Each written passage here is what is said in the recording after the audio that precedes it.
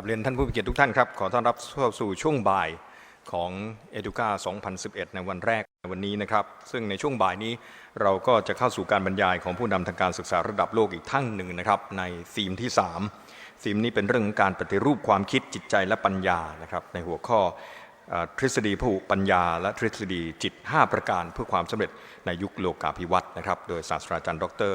ฮาร์วาร์ด การ์ดเนอร์นะครับซึ่งจะเป็นเทปวิดีทัศน์มานำเสนอท่านผู้มีเกียรตินะครับ For this afternoon we shall start with a state-of-the-art lecture on the third theme, mind and intelligence reform under the topic of multiple intelligences and 5 minds for the future, multiple intelligences and teacher education by Professor Dr. Howard Gardner, the founder of multiple intelligences theory from Graduate School of Education, Harvard University, USA. Howard Gardner is the John H. and Elizabeth A. Hobbs Professor of Cognition and Education at the Harvard Graduate School of Education. He also holds positions as Adjunct Professor of Psychology at Harvard University and Senior Director of Harvard Project Zero. Among numerous honors, Professor Gardner received a MacArthur Prize Fellowship in 1981. He has received honorary degrees from 26 colleges and universities, including institutions in Bulgaria, Chile, Greece, Ireland, Israel, Italy, and South Korea. In 2005 and again in 2008, he was selected by Foreign Policy and Prospect magazines as one of the 100 most influential public intellectuals in the world. The author of 25 books translated into 28 languages and several hundred articles, Professor Gardner is best known in educational circles for his theory of multiple intelligences, a critique of the notion that there exists but a single human intelligence that can be adequately assessed by standard psychometric instruments. During the past 2 decades, Professor Gardner has been involved in the design of performance-based assessments, education for understanding, the use of multiple intelligences to achieve more personalized curriculum, instruction, and pedagogy, and the quality of interdisciplinary efforts in education. He has also written extensively on creativity, leadership, and professional ethics. So let's hear from him, Professor Dr. Gardner, Howard Gardner, on the topic of multiple intelligences and 5 minds for the future.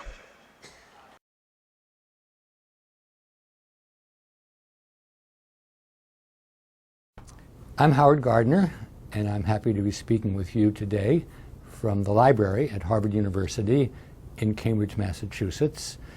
I'm going to be speaking about 2 subjects today. One is something I've been working on for many, many years. It's the theory of multiple intelligences. The other is much more recent work on the kind of minds that we need to develop in the future. In addition to having 2 topics, I'm also going to be wearing 2 hats. When I talk about multiple intelligences, I'll be wearing the hat of the scientist, of the scholar. I'll be telling you about what I think is the best way to think about human intellect, about human intelligence, and this is a scientific theory, and it's not without controversy, but it'll be either decided as valid or somewhat valid or not valid based upon scientific evidence in the next years. When I speak about the minds for the future, I'm really talking as a policymaker. I'm wearing the hat of a minister or of a superintendent of schools, somebody who has some power to decide what it is that we should be developing in our young people. And that is not a scientific question. That's a question of values, and it's not something that the scientists can decide. It's something that people who are in charge of policy can decide. So I hope you'll keep those 2 hats, those 2 professions in mind, and at the end I'm going to try to bring together the work on intelligence with the work on minds for the future. So, part 1 of the talk, the theory of multiple intelligences. In the field of psychology where I was trained, the study of intelligence is one of the oldest areas, and it's one about which a great deal of work has been done. And the work actually goes back to the beginning of the 20th century, over 100 years ago, at a time when many people were pouring into the capitals of Europe, into Paris and Berlin and London. And these were both people who lived in the provinces, farmers, and they were people who were coming from the colonies, from Africa or Asia or even the Americas. And some of those people were having difficulty in school. And so in Paris first, and then in other cities, people began to say, who can we predict will do well in school, and who can we predict will do poorly in school? And in particular, a psychologist named Binet was very empirical about it. He asked lots of children, lots of questions. And if all the children got the questions right, he threw them out. And if none of the kids got the questions right, he dismissed them. But if some students answered correctly and those students did better in school, and some students answered worse and didn't do well in school, he saved those questions and he used them as a measure of future school success. And then those became called tests of intelligence. And when they came to the United States, they were standardized so they could be given to many, many young people. And thanks to work both in Europe and the United States, the notion of IQ came up. And IQ is a single number. It's actually the ratio of your mental age to your chronological age multiplied by 100. So if you're a 10-year-old and you answer questions like a 12-year-old, then you have an IQ of 120, and that's good. If you're a 10-year-old and you answer questions like an 8-year-old, then you have an IQ of 80, and that's not so good. The IQ test was used not only to predict who would have problems in school, but also who would do very well. And often people who did very well in IQ tests would end up being administrators. They would go to the colonies, to Europe or Asia, to Africa or Asia or the Americas, the Pacific Islands, and they would handle the work that came in boxes, out boxes, and so on. And there's no question that this view of intelligence is very widely disseminated around the world, including in Thailand, I'm sure. And it's important to realize then it was only invented 100 years ago. People didn't have the notion of intelligence and intelligence tests before then. Now, as a student, both a young student and then when I became a student of psychology, I didn't have any particular reason to challenge this view of intelligence. It was one that I was comfortable with. I did perfectly fine in those tests, and of course that's one of the major reasons why people like the tests, if they do well in the tests. But I began to do research, and it was my fortune, my luck, to do research with two very different populations. I was working with individuals who had brain damage, individuals who were once okay but had a stroke or trauma or some other kind of injury to their cortex. And I was also working with children, kids who were average as well as kids who were gifted, but particularly interested in the arts and who was good in music or who was good in drawing or who was good in dance or who was good in literature. And I probably would never have come up with the theory of multiple intelligences if I hadn't been doing work both in neuropsychology, studying the effects of brain damage, and with children who have gifts or talents in various areas. But every day I would see patients who were perfectly fine in language but would get lost around the hospital or could find their way around the hospital but had no understanding of other people. And I would be running into young people who were brilliant poets but who couldn't solve a math problem, or kids who could draw very well but didn't do well in learning languages. And I realized that the notion of being smart, having high IQ, which implies you're good in everything, or being average, having an IQ of 100 and being average in everything, or having an IQ of 80 and being below average in everything, didn't make sense. It didn't comport with my own experience. You know, there's some people who are good in everything, there's some people who are poor in everything, but most people have rather jagged profiles. I myself am quite good with language and music and perfectly okay with logic, but I'm not very spatial at all. I'm not very good at using my body to solve problems. And if you'd met me 40 or 50 years ago, you would have said I'm not very understanding of other people. I think I've gotten better at that over time. So once you begin to think about people whom you know well, you realize that most people have a jagged profile of intelligences. So that was the intuition. Then in the late 1970s, so that's well over 30 years ago, I became involved in a big project, an empirical project, and my job was to rethink what we know about human intellectual potential on the basis of understanding the brain and understanding human development and understanding what's valued in different cultures and so on. And I had 5 years of support, which is very unusual, to do this very large study. And while I knew I was going to be writing about different mental abilities and mental capacities, sometime over 30 years ago, I decided to call these intelligences.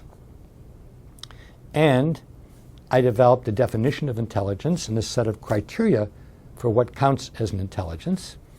For me, an intelligence is a biopsychological capacity, a capacity reflecting our brain and our mind, to process information of different sorts, linguistic information, musical information, emotional information, and so on, and to use that processing to solve problems or to make things. So that's a definition. And it's very easy to suggest all kinds of intelligences. So I developed a set of 8 different criteria for what counts as an intelligence. And this is where the research came in. This is where the scholarship, what I would call the science, came in. I surveyed what we know about different cultures in the present era, but also historically and even prehistorically, what we know about human beings as they lived in the savannas of Africa 50,000 years ago and then migrated to Asia and Europe and eventually, probably via the Bering Straits to the Americas. I looked at what we know about how the human brain develops and how it's organized in people.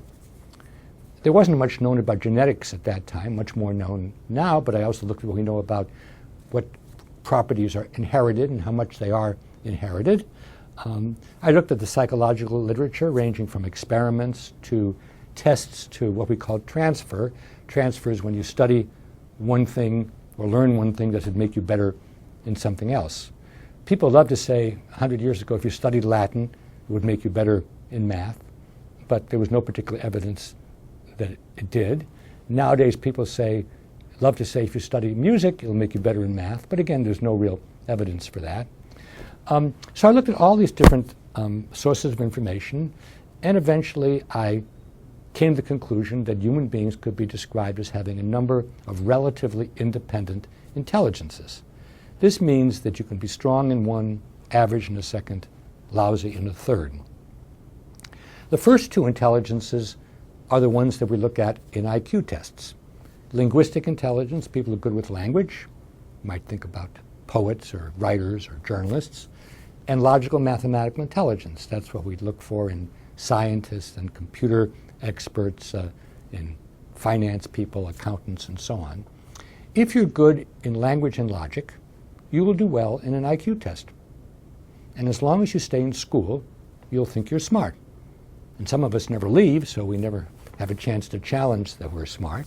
But most people do, and once you get out into the world, different kinds of environments, business environments, arts environments, risk-taking environments, understanding other people environments, teaching, clinical work, medicine, and so on, you realize that language and logic can only get you so far.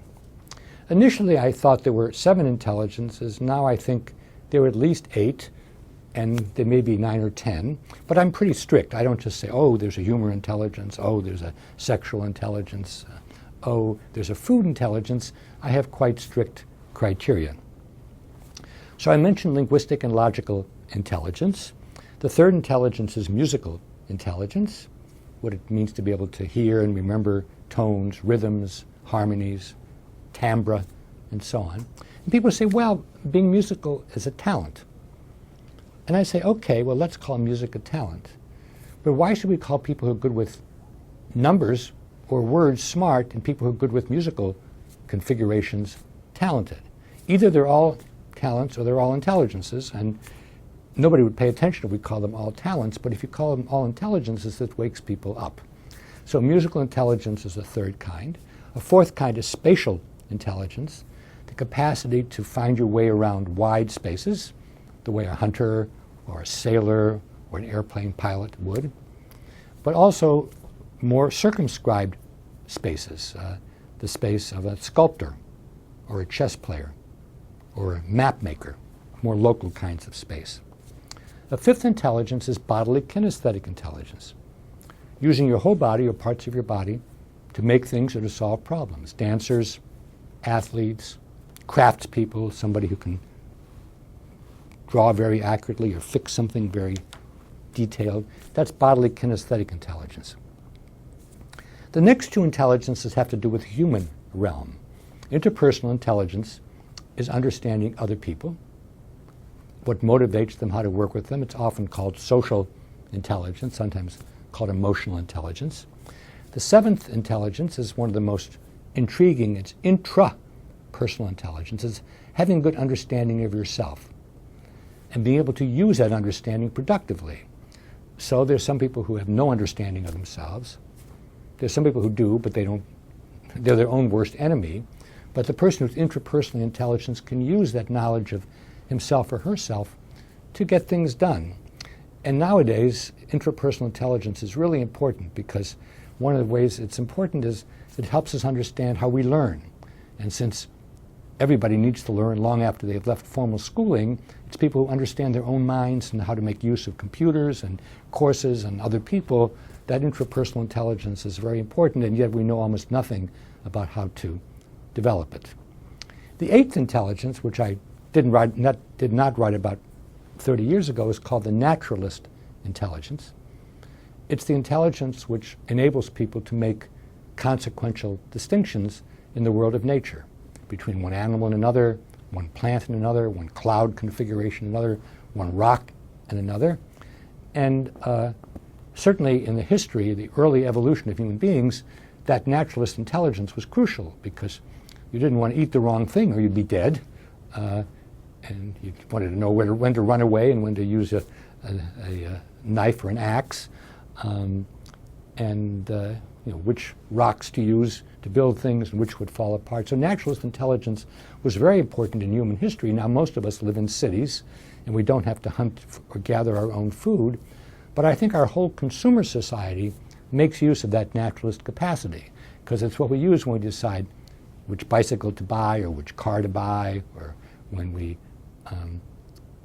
decide which pair of shoes to buy. We're using that part of the brain which allows us to make distinctions in nature to decide what to buy, what to consume, what to display in our house, and so on. So those are the 8 intelligences that I'm pretty confident about. They fit my criteria well. But there are 2 other intelligences which I think about now. One is called Existential Intelligence, and that's the intelligence of big questions. Big questions which people ask, but we kind of learn no one's going to give us a simple answer, like, what does it mean to be alive? Why do people die? What is it like to die? Why do people fight? What is love? These are very big questions.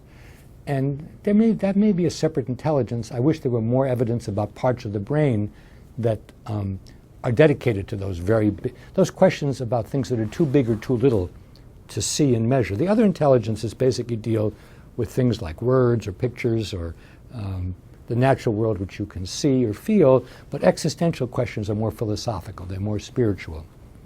The other intelligence that I'm interested in has a lot to do with your conference, and that is pedagogical intelligence, teaching intelligence. Human beings are the only species that actually teach anything. Apes may imitate and birds may imitate, but they don't have a notion of teaching, let alone teaching something new that didn't exist in the culture before. But as early as 2 or 3, children already understand about teaching. How do we know that?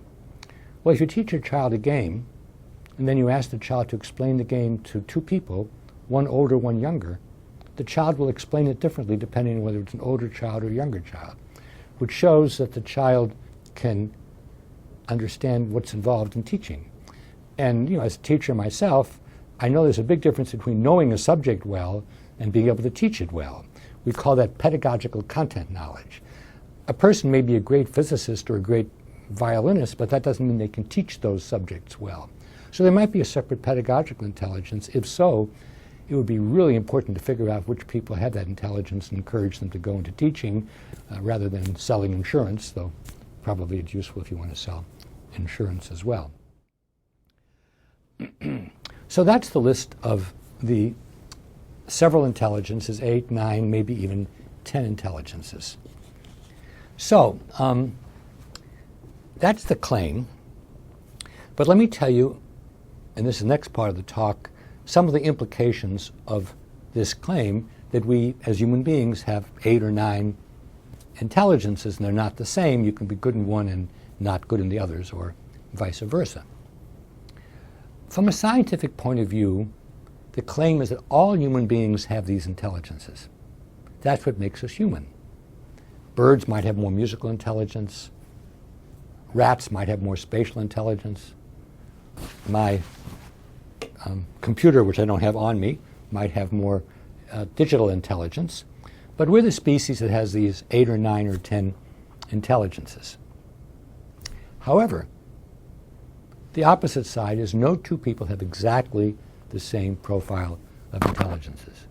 If you look at the person on either side of you, we don't look exactly the same, we don't have the same personality, temperament, and we don't have the same profile of intelligences.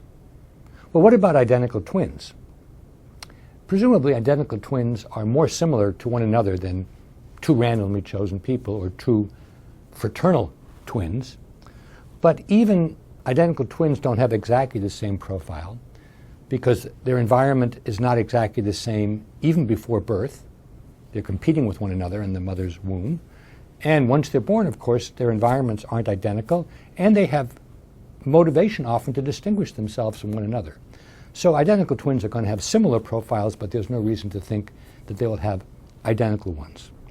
So those are the scientific implications. We've all got these intelligences, but people differ in their strengths. Now, when I wrote about multiple intelligence initially, I was writing as a psychologist, and I kind of assumed that these ideas would be most welcome in psychology. But truth to tell, they've been quite controversial in psychology. Most psychologists know about them, but many psychologists have objections to the theory, and I'm not going to spend my time with you telling all their objections.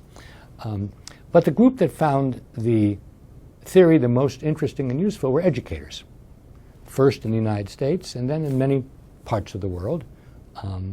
There are certainly many schools in Asia, and I would suspect there are schools in Thailand which have been influenced by the multiple intelligences theory.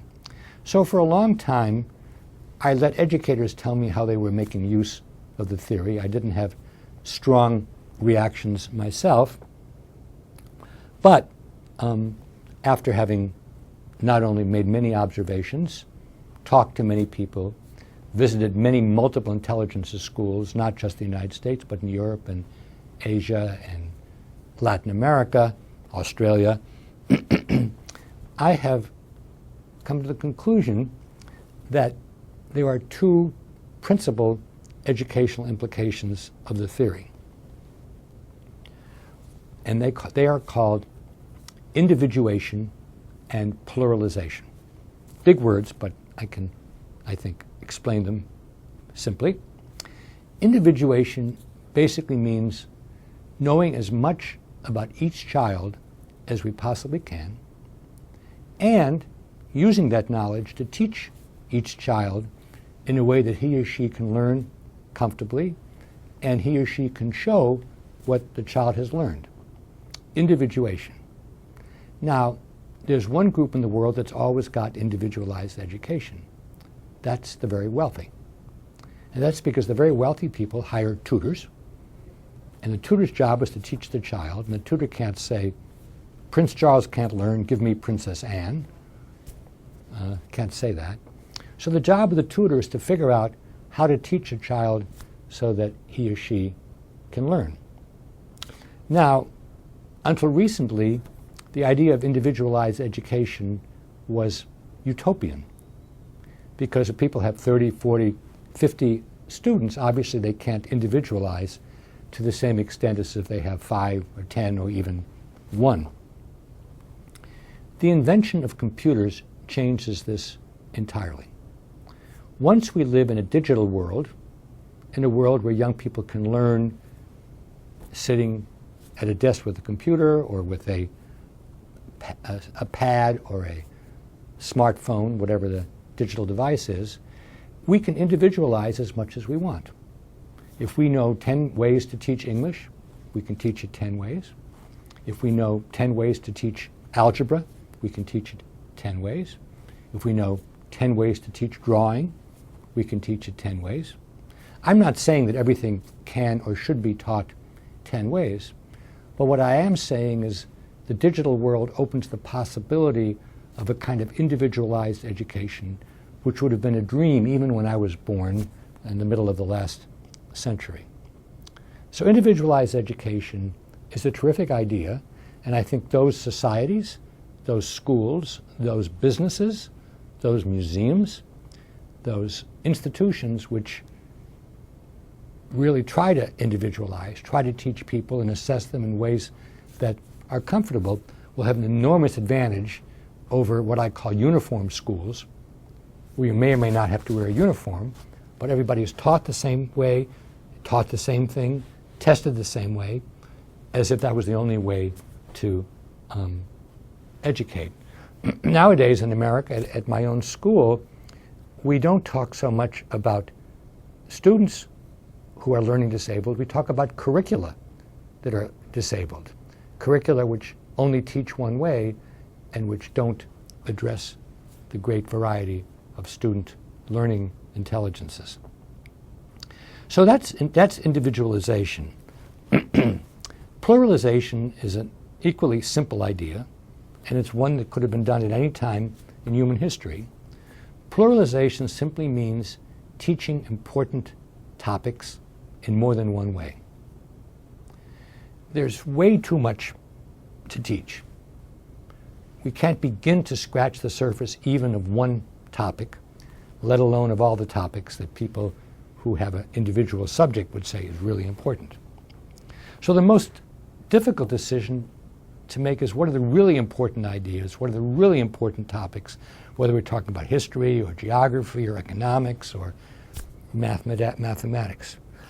Once we've decided what's really important, then, and here's where pluralization comes in, we should teach it in multiple ways.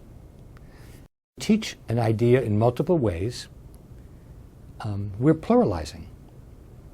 So if, for example, you're teaching a scientific theory, you can do it through stories, you can do it through experiments, you can do it through metaphors, you can do it through hands-on activities, having people do experiments, you can do it through observations, having people collect data and analyze the data, you can do it through role play, you can do it through works of art. I'm not saying that everything ought to be taught 8 or 10 ways, that would be silly. But what I'm saying is anything worth teaching, worth communicating, can be presented in more than one way. And if you do that, two wonderful things happen. First, you reach more children, more students. Because some learn better through language, some learn better through logic, some learn better through artworks, some learn better through hands-on activities, through role play, debate, discussion, and so on. So you reach more people by pluralizing. You also show what it means to understand something. Because think of anything you understand well, your family, your home, your hobby, your work, your neighborhood. You're not restricted to thinking about it one way. You can describe it, you can make jokes about it, you can act it out, you can draw it, you can make a diagram, maybe you can make a song, maybe you can dance it, you can present it in many ways. And understanding anything well means that you don't just have one way of representing it. Indeed, as a teacher, if I've explained something or drawn something, the student says, I don't get it, can you present it another way? If I can't, that's really a sign my own understanding is pretty fragile, and I need to, so to speak, go back to the books and have a rounder understanding. So it may be surprising to you that after 30 years, I can boil down multiple intelligences to just two words: individuation and pluralization.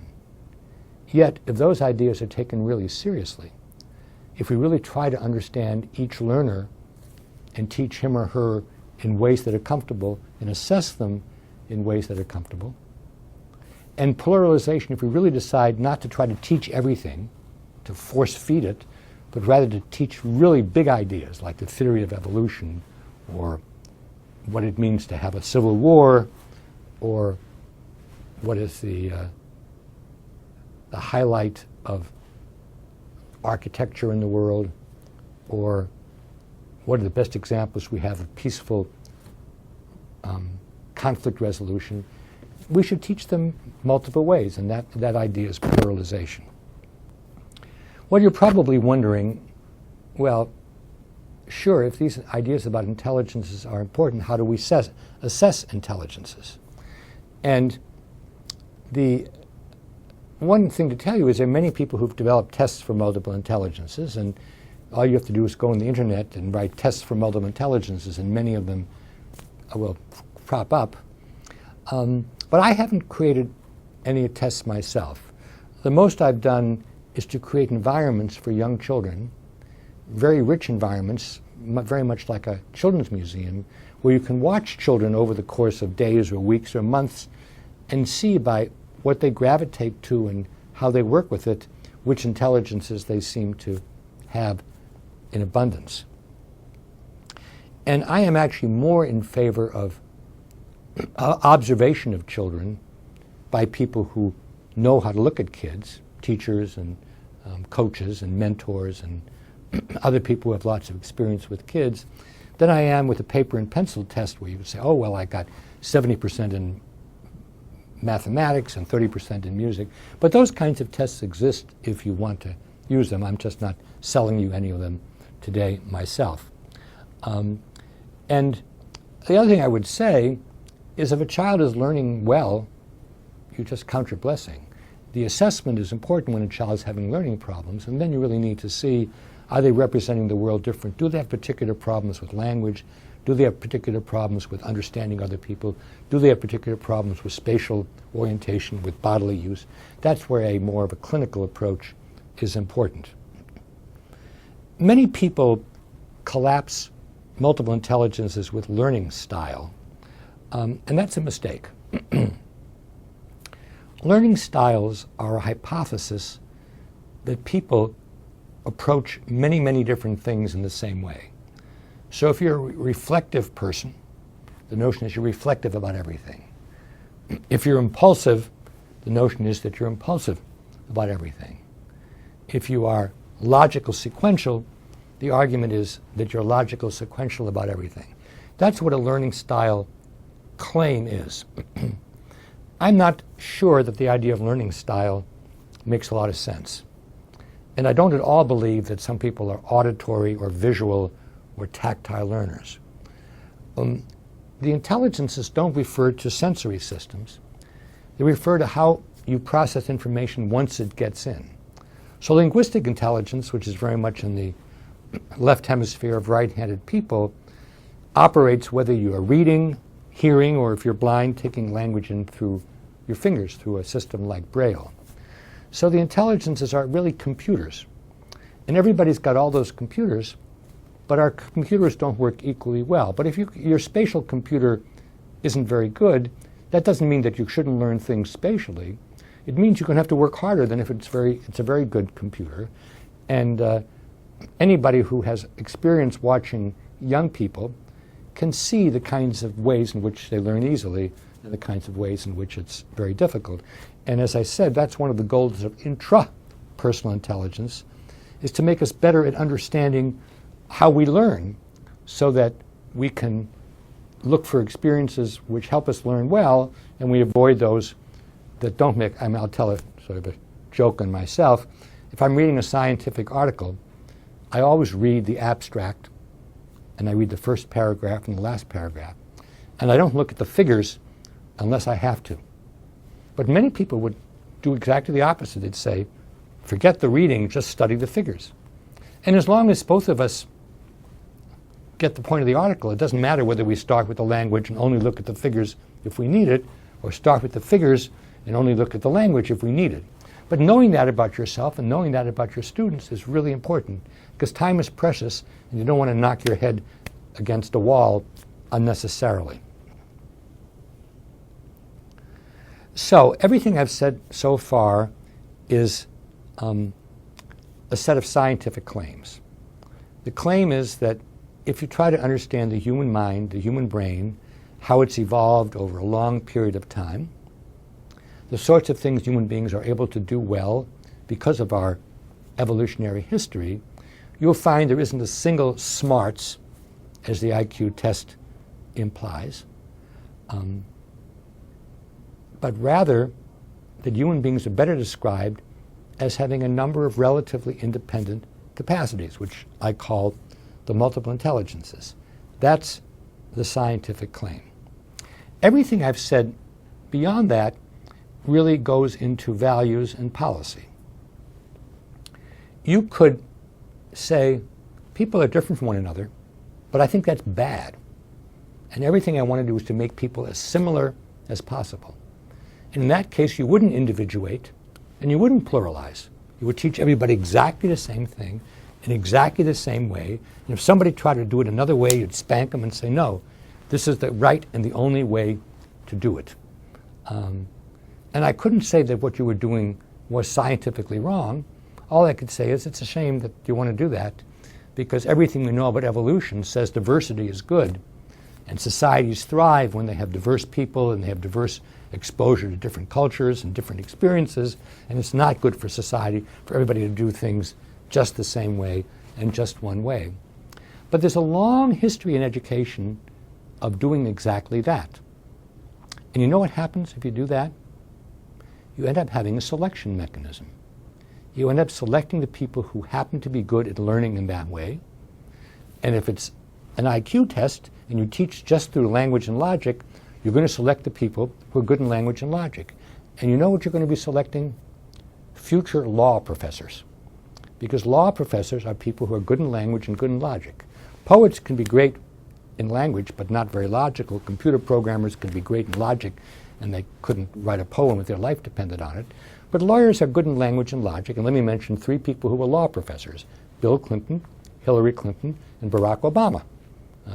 And they're very smart in a school kind of way, but we'd have to do a long discussion about how smart or dumb they are in other kinds of intelligences. But the important point here, and this is the last point I want to make, is multiple intelligences can never tell you what you should do in a society. That's a society choice, or a city choice, or a school choice. But if you tell me what your values are, what you want to do, then I can help you think about how to use multiple intelligences. So if you want to bring out the best in everybody and have people learn as well as they can, the last thing you want to do is treat everybody the same. And that's where the individuation and pluralization is the way to go. But if you think all diversity is bad and it's better to make everybody pass through the same eye of the needle, then probably multiple intelligences is more your enemy than your friend.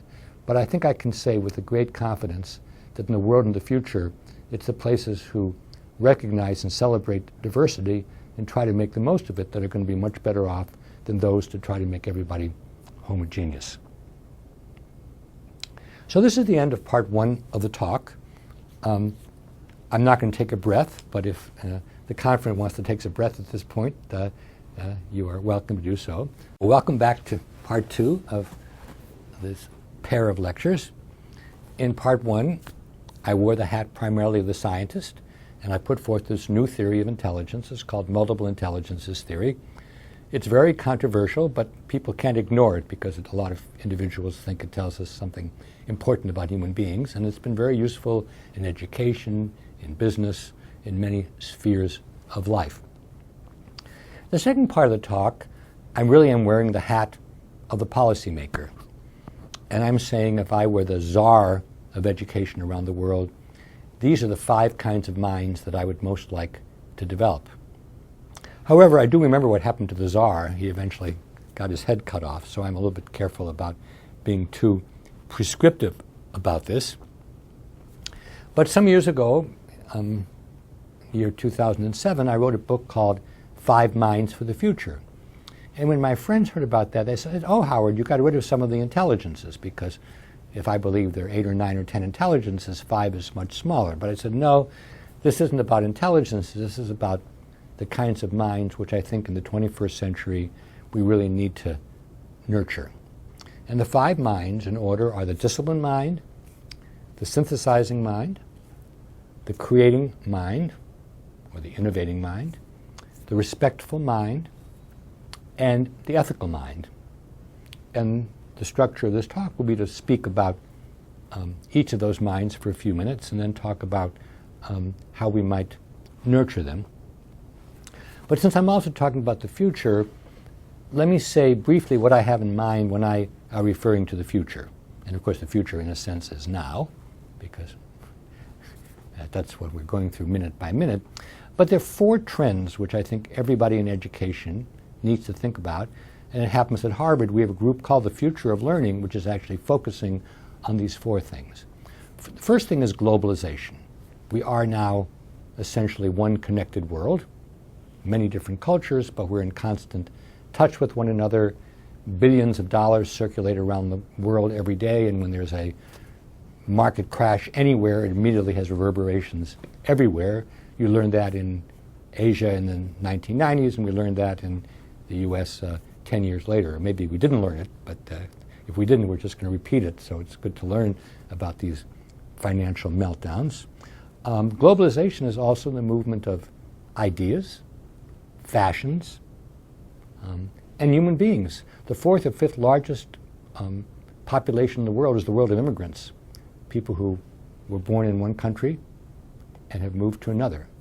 So globalization involves the movement of money, people, ideas, fashions, communication. And anybody who thinks we can still live as hermits in our own city or our own country is just very naive. The second revolution, and the one that in the past I've worked the most on, is the biological revolution. We learned more about the human brain in the last 20 or 30 years than in all of history before. And in the last decade, since the human genome was decoded, we've learned more about human genetics than in all of human history. And already in the area of learning difficulties, whether they are problems of the student or problems of the curriculum or problems of the teaching, the information we have about the human biology is helpful. It's helpful for dealing with young people who are dyslexic. It's helpful for dealing with young people who have problems in calculating dyscalculia. It's important for autism, people who have difficulty communicating to other human beings. And the more we learn about the brain and how it works, the more we learn about human genetics and what's heritable and how much it's heritable, the more that will infiltrate the classroom. And it's very important for educators to learn about the biological revolution. At the same time, we shouldn't just change what we're doing because of a new brain discovery. We should more monitor it and see where the discovery might be relevant and where not. So there's globalization, there's the biological revolution. The one that everybody else talks about is the digital revolution, the proliferation of big computers, desktops, laptops, and smaller computers, or computing machines, which have huge amounts of information in them, which everybody can access easily, which connect us potentially with everybody in the world, social networks, Facebook, MySpace, multi-user games, which involve millions of people from all over the world forming coalitions, virtual reality, now sometimes called augmented reality. These are all things which people didn't even know about 20 years ago, and now they're just part of everyday life. And whether or not you do social networking, your students certainly do. And whether or not you look things up on Wikipedia, your students certainly do. And so we need to know about the digital world because it's here. The fourth thing, which I mentioned briefly in the first talk, is lifelong learning. In 1900, my grandparents' time, most people didn't go to school, or if they did, they just learned literacy. And certainly when I went to school 50 years ago, if you had a college education, you were way ahead of the game. But now, if anybody wants to be active in any field, has to keep learning. And so once we finish formal education, whether we're 10, 20, or 30, we've got a lot of years left, and we better know how to learn either alone or with other people or through formal education if we're lucky enough to be able to have that. So these are the four trends which I have in the back of my mind when I think about the minds in the future. Globalization, the biological revolution, the digital revolution, and learning throughout one's life. My mother's about to turn 100, and believe it or not, she's actually still teaching bridge, and she learns from teaching the game of bridge, so she's in her own way learning as well. She's unusual in that regard. So let me turn to the five minds. The first mind is the one that's most familiar to educators. It's the disciplined mind. And when I use the word discipline, I'm talking about three things. One is something which people have known for thousands of years. When you want to get better at something, you've got to work on it steadily, whether it's learning to read, learning to play an instrument, learning athletics, learning crafts, learning to be an effective parent, learning to be an effective teacher. Discipline means working regularly at things. And that's harder now because there's so many distractions because of the internet and because of the digital world. When school was the most interesting place, or your music lessons were the most interesting things happening, it's very different than if you have busy monitoring what your homepage of your website, or your most recent tweet that you received from Twitter, or the most recent photograph that your friends posted on their Facebook page. So one sense of discipline is working steadily at things and getting better. The second sense is becoming expert at something. Computers are taking over so many aspects of our lives that unless you are one step ahead of a computer, you will probably be automated. And so anybody who wants to have a job at all, and if you're lucky enough to have a job where you have some autonomy, where you aren't just doing what somebody else tells you, needs to become an expert, needs to become very good at something. That's very different from 50 years ago, where as long as you showed up and did your job at a factory or on a farm, that was enough. Now, the robots are gaining on us, and if you can't do something which isn't done better by some kind of a machine, then you are in trouble. The third sense of discipline is the most important for educators, and that is learning the distinctive ways in which different disciplines operate. What does it mean to think mathematically? What does it mean to think scientifically? What does it mean to think historically, or like a psychologist, or like an economist? The disciplines are human inventions, and they might well not have existed. We didn't have to have mathematics, we didn't have to have science, we didn't have to have history. These are human inventions, but they involve efforts by people over many years to try to understand the world. The physical world, the biological world, the social world, the world of ideas. Disciplines are very different from subject matter. Subject matter is just facts. It's just stuff. It's knowing in what year Napoleon was born, or when did Russia and Japan fight a war, or what the atomic weight of iron is, or how many miles the sun is from the earth. But when you can look those things up, there's no need to memorize them. What you can't learn by looking at your smart device is what it means to think like a scientist or think like a history.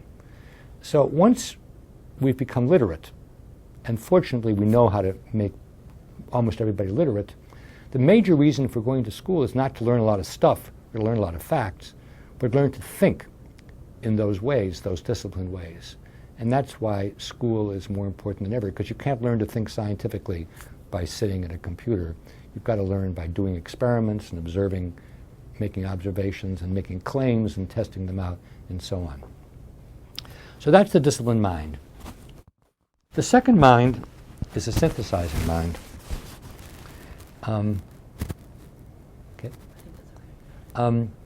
Murray Gell-Mann, who is a Nobel Prize-winning physicist, said in the 21st century, the most important mind is the synthesizing mind. What's the synthesizing mind? The synthesizing mind begins with the observation that we're all deluged with information. There's so much information out there that if you look up anything that anybody's heard of, you could spend the rest of your life just reading or looking at pictures or movies or YouTube episodes about that topic, whether it's theory of relativity or plate tectonics or the French Revolution or the Thai monarchy. There's just an infinite amount of stuff available. The synthesizing mind has to decide what to pay attention to and what to ignore, because we can't pay attention to everything, how to put it together in ways that it makes sense to us, because if we can't put it together coherently, it's of no use. And then if we're involved with communication, and certainly any educator is involved with communication, how do we communicate the synthesis to other people?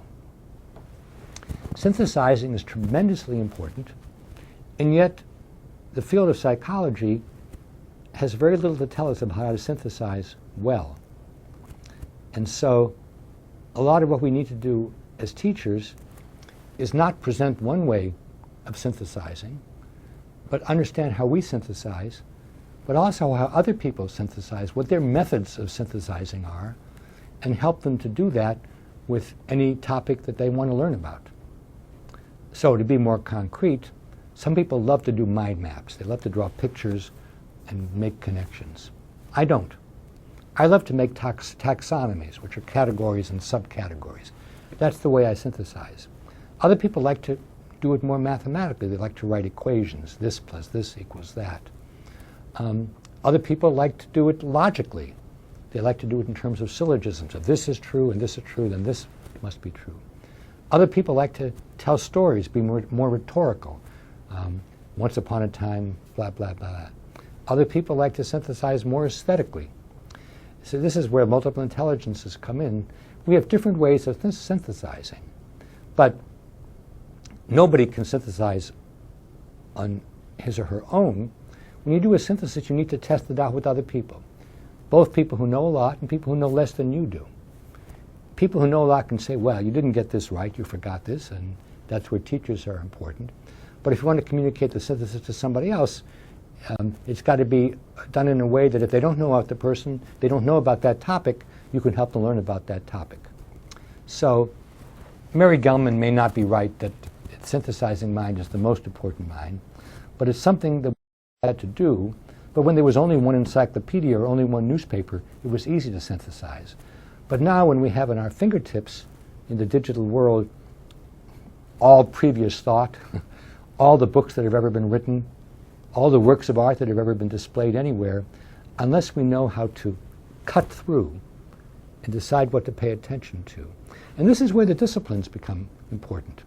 Because if I read 5 historical accounts and they don't agree with one another, I need to know the methods that each historian used to see which ones are most credible. And of course there are shortcuts. If you know somebody's a very good historian, you pay more attention than to somebody who isn't. Or if you know that one book publisher is much more discriminating than another, then you pay more attention to that book publisher. And that's why I'm actually very suspicious of Wikipedia, because Wikipedia is simply what the last person thought, the last person who edited it. And I say from my own experience that the entry about me on Wikipedia is filled with errors, and every few years I have somebody fix it, and they fix it for a while, and then the errors creep in again. So at least if I have any indication, the method of Wikipedia is not something to be reliable. Like everybody else, I often start with Wikipedia, but I would never publish something just on the basis of what I saw in Wikipedia. I would go to a much more authoritative source, and in the fields I know something about, I know where to pay attention to. But of course, kids don't. They take the first thing they see, They think a blog is as accurate as a news report, even if the news report's been very carefully vetted or tested, and the blog is just what some person somewhere said when they got up on the wrong side of the bed. So we need to help people know what should enter into their synthesis and what should be thrown away. The third kind of mind is one that everybody's talking about. It's the creating mind or the innovative mind, the mind that comes up with something new, the mind that thinks outside the box. Why does everybody make a fuss about this? Well, because as I said earlier, anything that can be done automatically by machine, by robot, by computer will be. So we're always on the lookout for new ideas, and people all look to places like Silicon Valley in Northern California because so many new ideas about computers, software, hardware have developed there, and many places say that we want to be the Silicon Valley of Asia, or the Silicon Valley of North Africa, or Middle East, whatever. I think being creative, being innovative is great. I've studied creativity a lot, but you can't think outside the box unless you have a box. And the box is your discipline and your synthesizing. New things have to be based on what's already known, what's already been discovered. The notion that you could do something new in any field without knowing what was done in the past is just ridiculous. And we know from many studies it takes about 10 years to become an expert. So if you want to be creative and innovative, the secret is to start young, mastering your field. And I'll give you some examples here. Mozart and Picasso were both tremendous prodigies in music and in the visual arts. They started doing their art when they were 5. Nobody's interested in what they did when they were 5. By the time they were 15 or 20, they were already very experienced. And so we listened to Mozart's music when he was an older teenager, and we look at Picasso's paintings when he was 20, but they both had 10 or 15 years of practice. Many of the great computer whizzes of the middle 20th century became well known in their 20s, people like Bill Gates of Microsoft or Steve Jobs of Apple. But those people were starting with the computers when they were 10 years old, and they lived in the basement of their schools working with, by then, very big, clunky computers. So by the time they did innovative work in hardware or software, they were already 20 or 25 years of age. So thinking outside the box is great, but you first have to have a box, and the box is the discipline and the previous syntheses.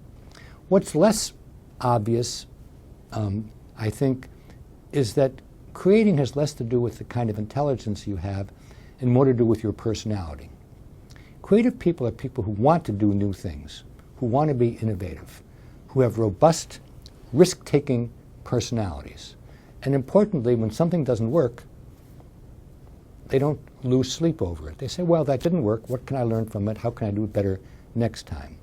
They say in Silicon Valley, unless you've failed 2 or 3 times, you can't even begin to do anything very successful. I don't know if that's true or not, but I do know that people who are creative and innovative try lots of things that don't work out.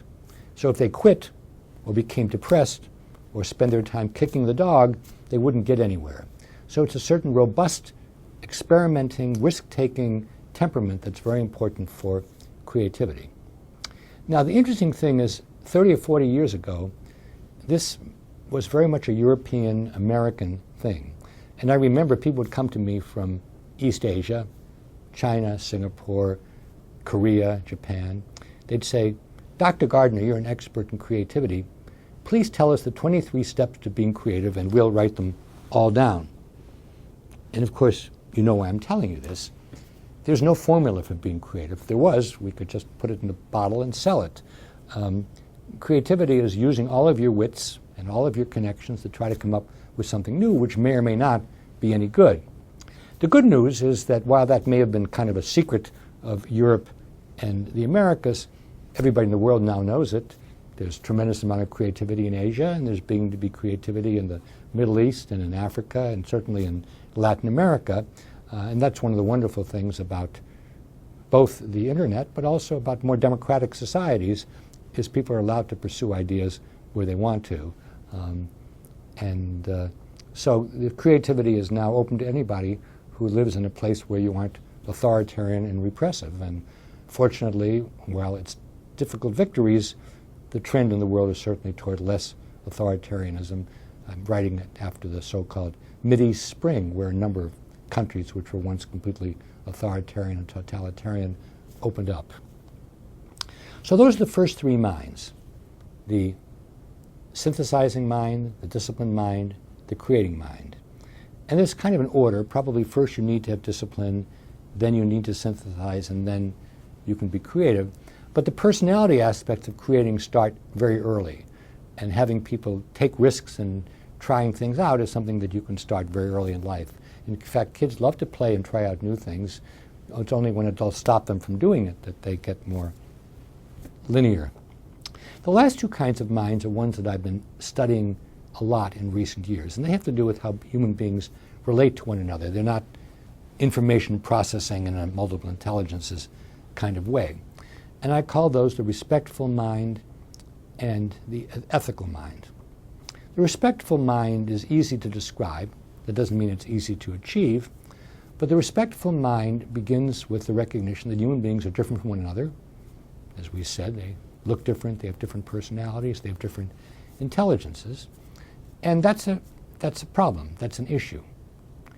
What could we do? We could kill everybody who looks different from us, or try to, and let them kill us, and of course much of human history has been that.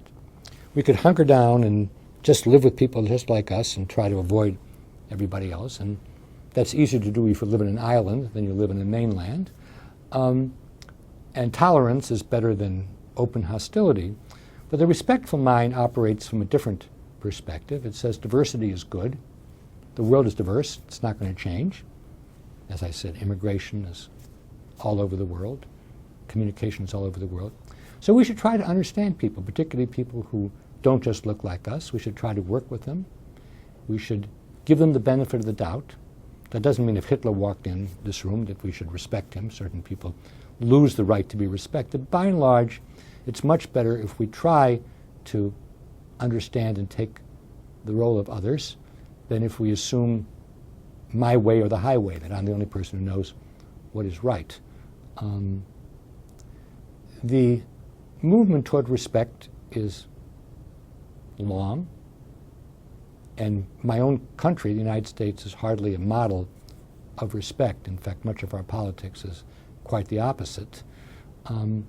I know that also in Thailand there's much political tension at the present time, but there is also in much of Asia a long history of courtesy and respect to others, and I think that's something that the rest of the world would do well to emulate. I can walk into any school where I know the culture, and I can pick up very quickly whether there's an air of respect. And it has nothing to do with how I'm treated. In fact, if people make too much of a fuss about me, I'm very suspicious. It's just looking at the more casual contacts. Parent walks into the school, a new student walks in, there's a fight in the hallway, or one student is nasty to another. How is that reacted to? How seriously is it taken? How do people reduce tensions? That's what a respectful environment is like. The ethical mind is the more difficult mind to describe. It's very important in our modern world, but it's less obvious, it's less intuitive. The ethical mind is the mind which allows us to fulfill modern, complicated roles well. And there are two roles that I've been particularly interested in and I've been studying. The role of the worker, particularly the professional worker, and the role of the citizen. The worker means the doctor, the lawyer, the engineer, the teacher, the architect, a person who has some kind of a professional role in society. And the citizen means the person who lives in a community, a nation, a region, and the planet, because we're all citizens of the planet. I can communicate with anybody in the world who has a digital device. If I'm sick and I go on a plane, I can get people anywhere sick. If I drive a big car and consume a lot of gas, I'm polluting the environment and contributing to climate change. So the notion that you can just live in your own little island and not affect anybody else, that's over. So the ethics of roles has to do with how do we think about our work and how do we think about our citizenship. When I was a little boy, people called me Howie, and I could talk about Howie. But only when I became an adolescent could I think more abstractly And I could think of myself, Howard, as having a role in society, as a role of work and a role of citizen.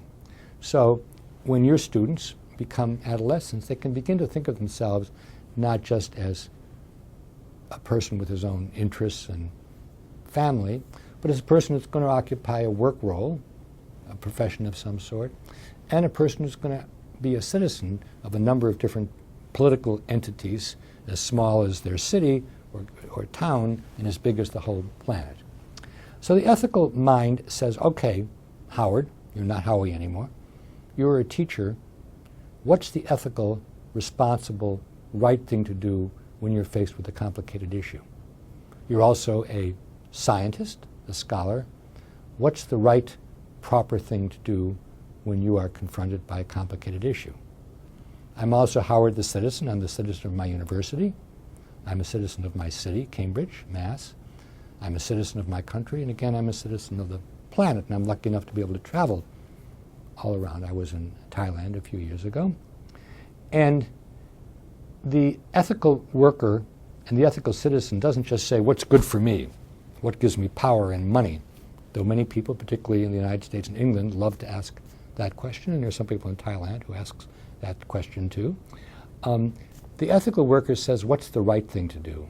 Not just for my own pocketbook, not just for my own ego, but because I live in a world with other people. So here are two ethical issues that a teacher will face. Teacher's got, say, 30 students in a class, and 2 of them have tremendous problems. How much time should you spend with those 2, and how much should you spend with the other 28? You're not going to find the answer in any handbook, and you certainly shouldn't just work with those students whose parents are rich and who will give you extra money. That would be very unethical. Or you're a wonderful teacher, but you're a very tough grader. You're very hard to get a high grade. And students come to you and say, you're a wonderful teacher and we love you, but other teachers are grading more easily, and those students are being more successful. We want you to grade more easily so we can be as successful too. Or you're teaching a topic and you have been teaching it one way and you think it's the best way to teach it, but then a new minister comes in and says, you can't teach that way, you've got to teach this topic in this way, and you say, that's bad. That's not a good topic, and that way of teaching doesn't work. That's an ethical dilemma. These are the kinds of questions which arise all the time. An ethical dilemma that many citizens in the United States are facing is the following. Our taxes are very low, especially if you're wealthy. Now, it's nice to have low taxes. It means you can buy more yachts, more houses. But many people are not working. Many people are hungry. Many people are suffering. So people of wealth should, I would say, pay higher taxes. To me, a good citizen is one who doesn't just care about himself. But of course, as you know, in the United States, many people just want to have more, and they have no particular caring about anybody else. I would not call those ethical people. I would not call them respectful people either. What my research has turned up is that respect is based upon thousands of years of human interaction. And so is much of our interactions with neighbors. And so I call that neighborly morality. And neighborly morality has been the basis of many long-standing traditions. The Jewish and Christian Bible, the Analects of Confucius, the sayings and the model of Buddha, the Golden Rule. And we don't need to have a lot of training to know how to do the right thing with neighbors. That's why I call it neighborly morality. But the roles that I describe of professionals and of citizens are very new roles, and they're not natural or intuitive to anybody. And so it's a much more difficult challenge of education to help people know how to fill those roles so they're not just selfish roles, but roles which are ethical roles which involve proper treatment of the broader community, whether it's the professional community or the civic community. And so in our own work, we have been focusing very much on how to help people be good workers and good citizens. And in fact, I can give you 2 websites. The general website describing our work is called goodworkproject.org. One word, goodworkproject, those three words right together, .org. And then we have an interactive website called goodworktoolkit.org. Again, one word, goodworktoolkit.org. And that there's Facebook and Twitter and email and various ways, and blogging, various ways in which you can communicate with other people who are interested in good work and good citizenship. We're also doing what we call the Good Play Project. And the Good Play Project has to do with what does it mean to be ethical in the digital realm. The digital realm is completely new. Nobody was prepared to live in a completely digital world. And so all sorts of things we take for granted, like human sense of identity, who I am and how I present myself to other people, the human notion of privacy, which sorts of things are secret and shouldn't be shared, and which sorts of things shouldn't I know about other people, ownership or authorship. Is it right to take something somebody else wrote and present it as your own and send it to other people, post it as if it was you? Copyright, plagiarism. Trustworthiness and credibility. How do you know who to trust online and what to trust? And why should people trust you online? And then what does it mean to participate in a community? As I said a few minutes ago, we have many years of human history to know how to treat people in the neighborhood. But how do you treat people that are far away, people whom you only know via the internet? Because you'll be playing a game with them, or because you belong to some kind of interest group, maybe an anime group or a chess group or some other kind of group.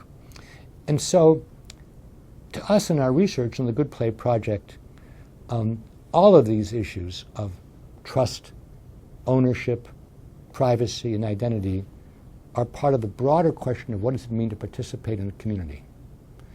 And the community of cyberspace is a community that's unprecedented in human history. Never in human history have all the people on the planet, whether it's 1 billion or 6.5 billion now, who have access to media, communicate with one another, and anything that anybody sends to anybody could be circulated forever. Even if you send something with a high privacy setting just to your family or just to your friends, you have no guarantee that it won't be transmitted ultimately to somebody else. Now, when you're an adult, maybe you can understand this, and you can understand that the bits that you create in cyberspace have a life of their own.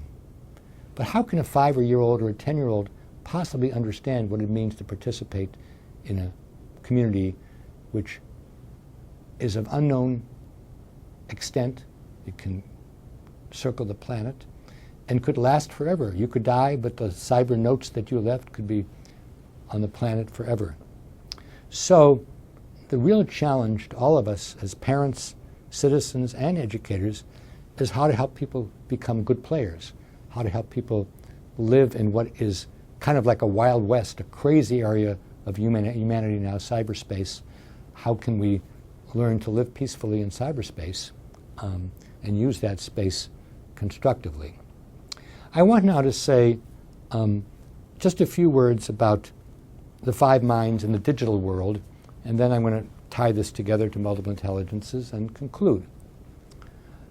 In the digital world, as I said at the beginning of the second talk, being disciplined in the sense of working steadily on things is probably going to be more difficult because there's so much diversion and people's attention spans are so short. In principle, you can learn things well if you join a community in the digital world, and there may be very good mentors there, but that requires the first kind of discipline, which is probably easier to have when you're dealing face-to-face with people every day than when it involves going to your computer on a regular basis. Still, people may be able to learn quite complicated disciplines ultimately through distance learning. I just think it's harder than learning with people in the same space with a mentor whom you know and you can interact with. So I think the disciplined mind is challenged by the digital world. Synthesizing, ultimately we can do a much better job of synthesizing now than ever before because all the information in the world is available to us. Synthesizing was easier when there was only one encyclopedia or only one textbook, but it could be very biased. Now we can draw on all the information of the world, and that's great, but we need to understand how that information was collated and what is trustworthy and what's not.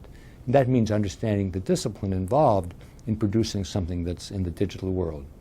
And since we aren't very good at teaching synthesizing yet, there's a lot that needs to be done to help people be good discriminating consumers of the information available in the cyber world.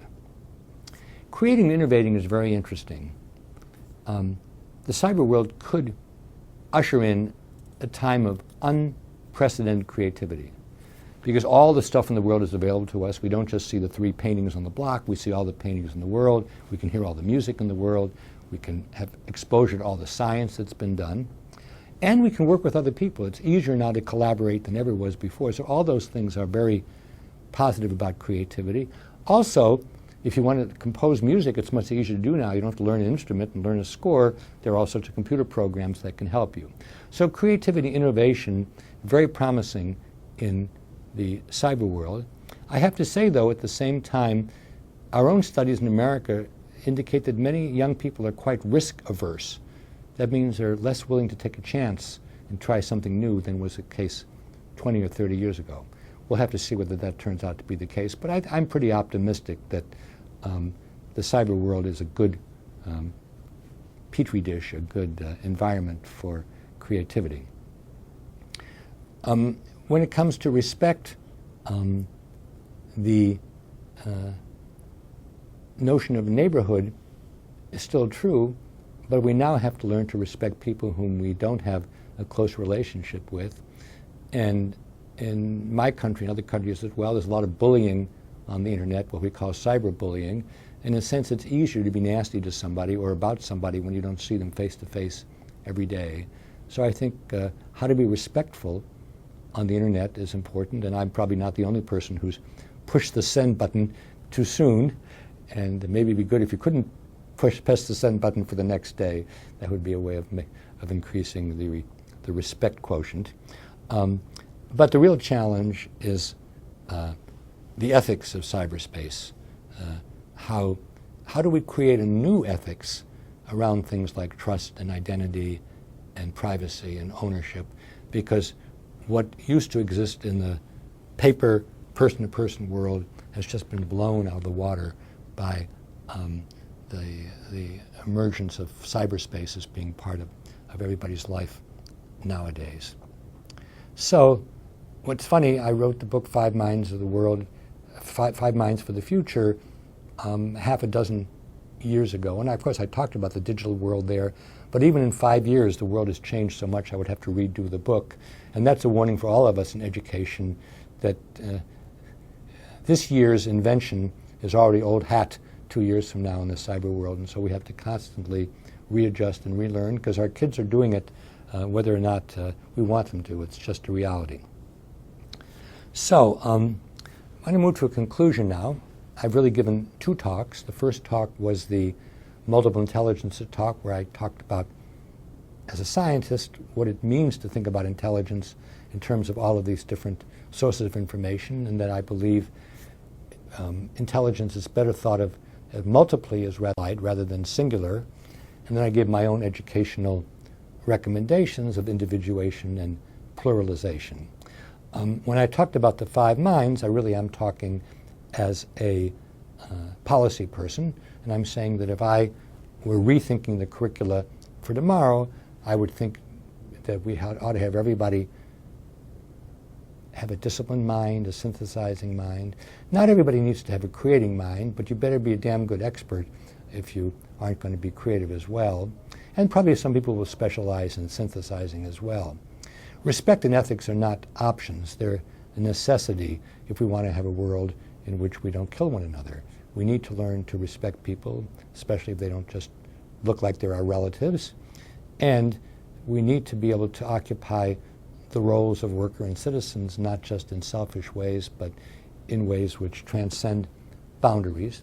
And there are some examples here in the area of science, in the area of medicine, in the area of air traffic. We don't have different rules and regulations in every country. We've learned to do those things more worldwide, and I think in the areas of citizenship and the areas of work, we need to move in the same direction. I actually love the study of intelligence, and I love thinking about what human minds can do, but I've spent my last 15 years not on intelligence, but on good work and good citizenship. Because at the end of the day, I don't think we need more people that are smart on any criterion. We need more people who know the right thing and try to do it. There have been plenty of problems created by people who are very intelligent. The world is not going to be saved by high IQ or even by high MI scores. It's going to be saved by people who thought a lot about what we need nowadays and try to help us to be good workers and good citizens. I hope that you agree. I hope you'll join in that effort. If you go to our websites, Good Work Project and goodworktoolkit.org, you can see what we're doing. Meanwhile, I thank you for your attention. I hope you have had and will have a wonderful conference and a wonderful year.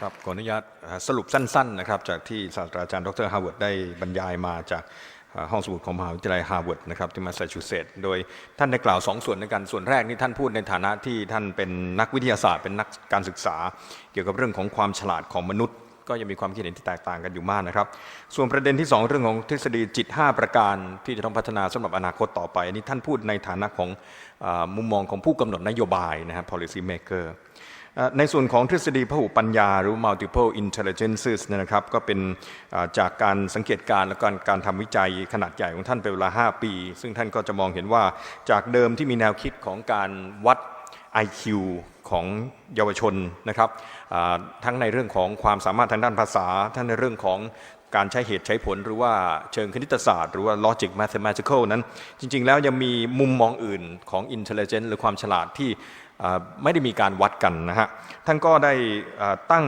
คำนิยามความว่าฉลาดเนี่ยว่าเป็นขีดความสามารถทางด้านจิตวิทยาชีวภาพที่สะท้อนสมองและจิตใจของมนุษย์นะครับในการที่จะ process หรือว่าจัดการกับข้อมูลต่างๆที่เข้ามาสู่มนุษย์คนนั้นไม่ว่าข้อมูลนั้นจะเป็นข้อมูลในเชิงภาษาในเชิงอารมณ์ข้อมูลในเชิงดนตรีทั้งหมดนี้ก็เป็นสิ่งซึ่งเป็นระบบของการจัดการข้อมูลแล้วก็นำเอาระบบในการจัดการข้อมูลนี้มาคลี่คลายปัญหาหรือว่ามาสร้างสิ่งต่างๆใหม่ๆขึ้นมานะครับคราวนี้ท่านก็แบ่งเรื่องของ intelligence เนี่ยออกมาได้อย่างน้อยที่สุด8ด้านแต่อาจจะมีมากกว่านั้นด้วยซ้ำนะครับด้านที่1กับด้านที่2ก็คือมาจาก IQ นั่นเองก็คือเรื่องของความฉลาดทางด้านภาษาและความฉลาดทางด้านลอจิกกับคณิตศาสตร์อันดับที่3ก็คือความฉลาดทางด้านดนตรี4ก็คือความฉลาดในแง่ของการหาตำแหน่งที่อยู่ของตัวเองในพื้นที่กว้างๆก็คือเป็น Spatial Intelligence ก็จะเหมาะสำหรับคนที่เป็นนักล่าสัตว์นักบินเป็นทหารเรืออย่างนี้เป็นต้นหรือว่าคนที่ต้องทำงานกับพื้นที่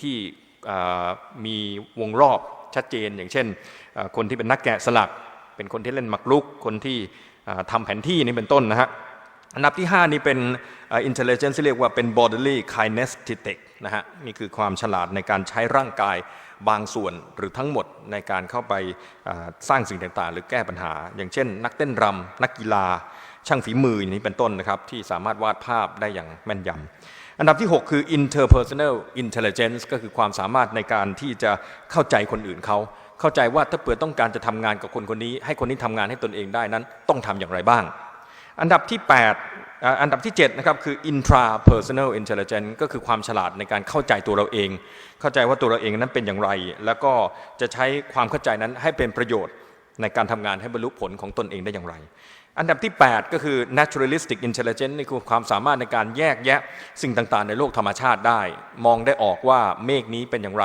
ก้อนหินนั้นเป็นอย่างไรอันนี้ก็เป็นเรื่องของวิวัฒนาการของมนุษย์คือจะอยู่รอดได้ก็ต้องมีความสามารถที่จะอยู่ในธรรมชาติได้นะครับแล้วก็สำหรับอีก2 intelligence ซึ่งเขาก็พูดถึงด้วยเหมือนกันก็เป็น Existential Intelligence ก็เป็น intelligence ทางด้าน big question ก็คือความฉลาดในการตั้งคำถามใหญ่ๆที่ไม่มีใครจะตอบได้ง่ายๆแต่ก็คิดถึงคำถามเหล่านี้ขึ้นมามีมุมมองต่อคำถามเหล่านี้และอีกอันหนึ่งก็คือเรื่องของ Teaching Intelligence ก็คือความสามารถในการสอนซึ่งนี้เขาพิสูจน์ให้เห็นว่ามีintelligence อย่างนี้เกิดขึ้นมาตั้งแต่วัยเยาว์เลยเด็กน้อยๆรู้ดีว่าตัวเองจะสอนกับเด็กที่ตัวโตกว่าอย่างไรหรือสอนกับเด็กที่อายุน้อยกว่าตัวเองอย่างไรวิธีการจะไม่เหมือนกันแล้วเขาก็พูดถึงเรื่องของ individuation ก็คือการที่จะต้องเรียนรู้เกี่ยวกับเด็กแต่ละคนให้มากที่สุดแล้วก็ใช้ความรู้เกี่ยวกับเด็กคนนั้นเพื่อสอนเด็กคนนั้นให้เขาสามารถเรียนรู้ได้อย่างดีได้อย่างสบายๆนะครับซึ่งปัจจุบันนี้ในโลกดิจิทัลช่วยทำให้การ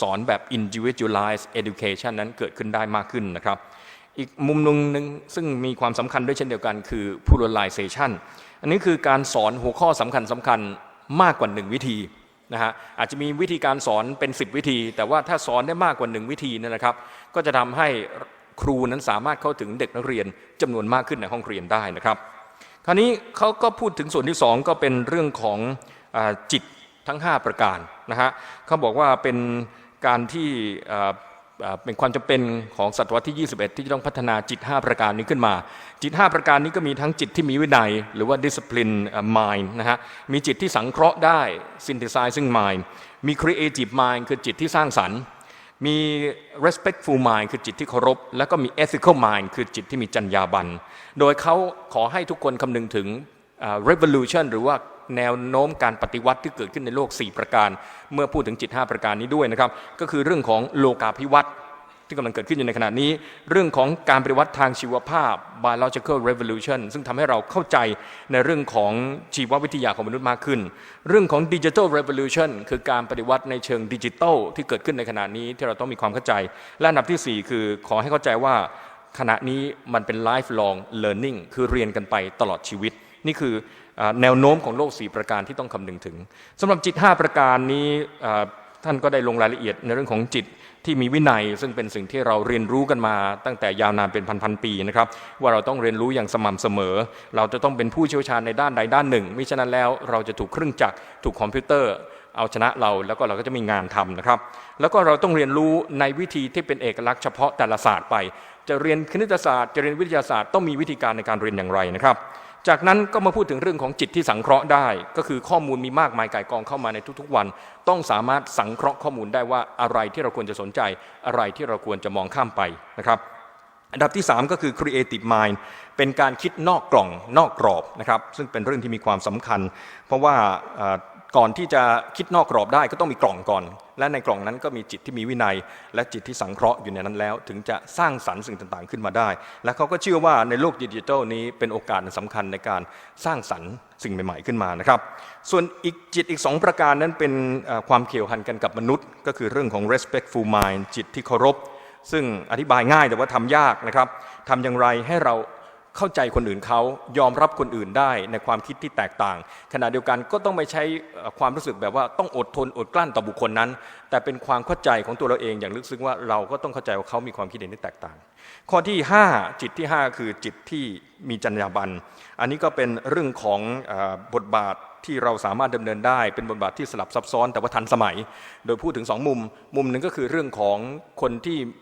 เป็น professional อย่างเช่นเป็นแพทย์เป็นนักบัญชีเป็นสถาปนิกซึ่งบุคคลเหล่านี้ก็จะมีบทบาทของตนเองในลักษณะหนึ่งกับอีกบทบาทหนึ่งก็คือบทบาทของ citizenship ของพลเมืองที่อาศัยอยู่ในเมืองอยู่ในชุมชนบุคคลเหล่านี้จะต้องมีความรู้สึกว่าตนเองเป็นส่วนหนึ่งของชุมชนเพราะฉะนั้นจะต้องมีแนวคิดในเชิงจรรยาบรรณต่อชุมชนนั้นๆนะครับเพราะฉะนั้นสิ่งที่ท้าทายของโลกยุคใหม่โดยสรุปแล้วก็คือว่าโลกดิจิทัลเป็นโลกที่มีอะไรที่แปลกใหม่ขึ้นมาเด็กจะปรับตัวเองให้เข้ากับโลกดิจิทัลอย่างไรการที่เรามีความสัมพันธ์กับคนที่เราเห็นหน้าทุกๆวันจะแตกต่างอย่างสิ้นเชิงกับการที่เราต้องมีความสัมพันธ์กับคนที่เราไม่เห็นหน้าเลยแต่อยู่ห่างไกลออกไปเป็นหลายๆพันกิโลเนี่ยจะต้องทำอย่างไรเราจะอยู่ร่วมกันในชุมชนหลังนี้ได้อย่างไรอาจจะง่ายสำหรับการอธิบายกับผู้ใหญ่แต่เป็นเรื่องที่ยากที่จะอธิบายกับเด็กอายุแค่เพียง5 ขวบนะครับครับทั้งหมดนั้นก็เป็นเรื่องราวของการบรรยายของท่านศาสตราจารย์ดร. ฮาวาร์ด การ์ดเนอร์นะครับ